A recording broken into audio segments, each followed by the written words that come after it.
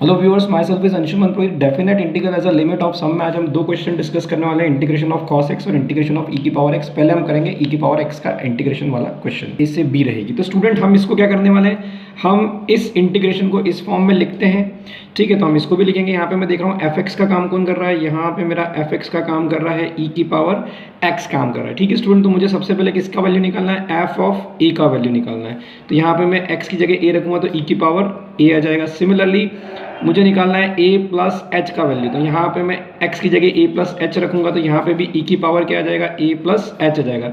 इसी तरीके से मेरे पास अगला क्या है, f of a plus 2h।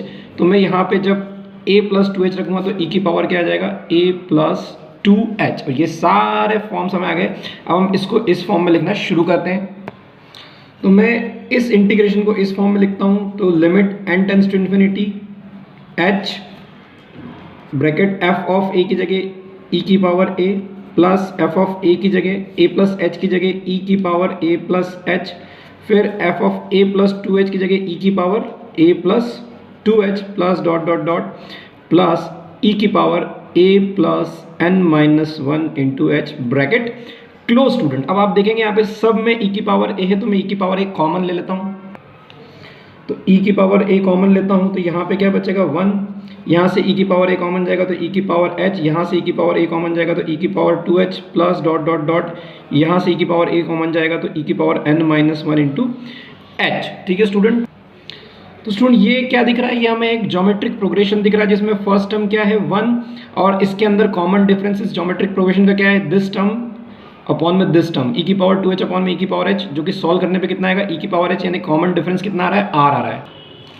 तो student sum of n terms of GP का फॉर्मूला क्या होता है, first term multiplied by r की पावर n माइनस 1 अपॉन में r माइनस 1। यहाँ से कंपेयर करते हैं तो r की पावर n, तो r कितना है मेरा, e की पावर h है माइनस 1 अपॉन में r कितना है मेरा, अच्छा r है मेरा e की पावर h, तो यहाँ पे r की पावर n है तो h इंटू n हो जाएगा। फिर r कितना है अगेन e की पावर h माइनस 1।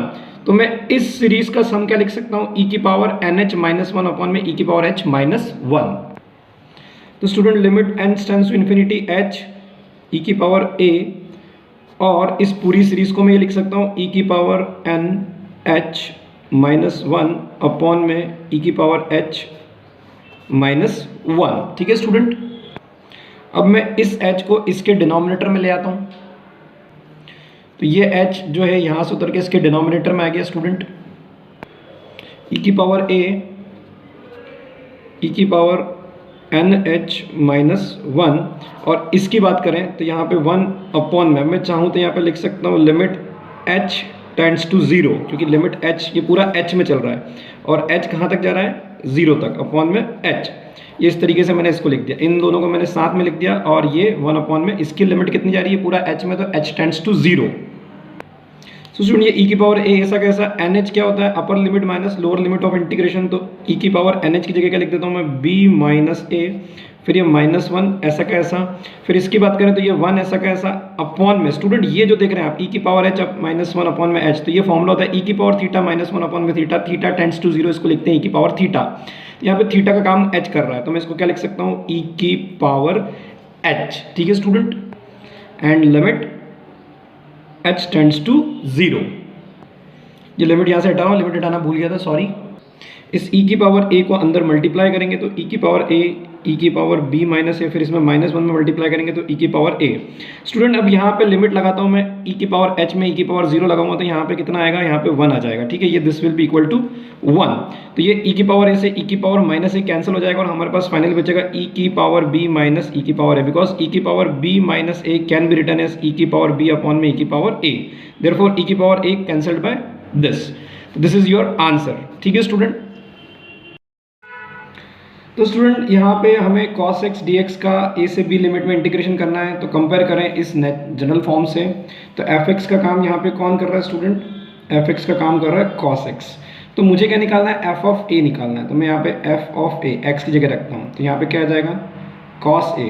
इसी तरीके से f of a plus h निकालेंगे तो यहाँ पे क्या आ जाएगा, cos a प्लस h आ जाएगा। इसी तरीके से जब मैं निकालता हूँ f of a plus 2h, तो मेरे पास क्या आ जाएगा इधर cos a प्लस 2h, तो यहाँ पे एफ ऑफ ए की वैल्यू रखेंगे जो कितनी आ रही है कॉस ए। यहाँ पे F of A plus H की वैल्यू रखेंगे जो कितना आ रहा है कॉस ए प्लस एच। फिर इसी तरीके से cos A plus 2h plus dot dot dot plus cos A plus n minus 1 into H bracket close. तो स्टूडेंट एक फॉर्मूला होता है cos alpha plus beta plus cos alpha plus 2 beta plus cos alpha plus 3 beta plus etcetera. इसको हम इस तरह की series को कैसे लिख सकते हैं sine 1/2 n beta multiplied by cos alpha plus 1/2 n minus 1 times of beta upon में साइन बीटा बाय 2। तो मैं अगर इस सीरीज से कंपेयर करूं तो अल्फा का काम ए कर रहा है और बीटा का काम कौन कर रहा है एच। तो मैं इस पूरी सीरीज को इस फॉर्म में लिख देता हूं। तो साइन 1/2 n बीटा की जगह कौन है इस सीरीज में बीटा की जगह एच है तो यहाँ पे क्या आ जाएगा H bracket into cos alpha की जगह क्या है अल्फा की जगह ए है तो ए प्लस फिर क्या है 1/2 n माइनस 1 अगेन बीटा की जगह क्या लिखने वाले हम एच। ठीक है स्टूडेंट अपॉन में sine beta by 2 sine 1/2 beta की जगह क्या लिख देंगे एच ब्रैकेट क्लोज। तो ये मैंने इस सीरीज को सीधे इस फॉर्मूले से डायरेक्टली ऐसा लिख दिया। अब मैं इस टर्म को इसके नीचे लिख देता हूँ क्योंकि ये पूरी टर्म एच में आ गई तो यहाँ पे लिमिट भी क्या लिख सकता हूँ मैं h टेंड्स टू 0। फिर आगे limit n tends to infinity ये h तो यहाँ पे आ चुका है। अब बची हुई टर्म लिख देते हैं हम। बची हुई टर्म में क्या है हमारे पास साइन 1/2 nh प्लस इस h को अंदर मल्टीप्लाई करते cos a plus 1/2 h into n n h into 1 h। ठीक है स्टूडेंट ये हमारा इतना काम हो गया। अब जहाँ भी मुझे एन एच दिखेगा वहाँ मैं upper limit minus lower limit कर देता हूँ। इस लिमिट को एन इक्वल टू इन्फिनिटी है तो यहाँ पे मेरे पास क्या है h/2 और यहाँ पे h है तो मैं यहाँ पे क्या करूँगा डिवाइड बाय 2 और मल्टीप्लाइड बाय 2 कर देता हूँ। ठीक है स्टूडेंट तो ये 2 कहाँ आ जाएगा ये बाहर आ जाएगा limit h tends to 0 h/2 sine 1/2 times of h अंदर जाता हूँ साइन 1/2 NH की जगह क्या लिखूंगा b minus A cos a plus 1/2 NH की जगह क्या लिखूंगा b माइनस ए और h की जगह मैं 0 लिख सकता हूँ। हम जानते हैं पहले लेक्चर में लिख दे रहा कि h ऑलवेज 0 जब भी आखिरी में कहीं h दिखे तो उसको हम क्या रख सकते हैं 0 रख सकते हैं। ठीक है स्टूडेंट तो लिमिट में हमने एक फॉर्मूला पढ़ा theta tends to 0 theta upon में साइन थीटा अगर हो तो उसको क्या लिख सकते हैं 1 लिख सकते हैं। तो यहाँ पे भी आप देखो यहाँ पे थीटा का काम h/2 कर रहा है थीटा का काम कौन कर रहा है h/2 और h टेंड्स टू 0 है तो मैं इस पूरी क्वांटिटी को 1 लिख देता हूँ तो 2 ब्रैकेट में 1 अंदर जाता हूँ साइन 1/2 b माइनस ए कॉस एलसीएम लेता हूँ अगर तो 2a प्लस b माइनस ए। ठीक है और 2 एलसीएम तो 2a में से a जाएगा तो कितना बचेगा a बचेगा। ठीक है b और 2a में से a जाएगा तो कितना बचेगा प्लस का a और नीचे ये 1/2।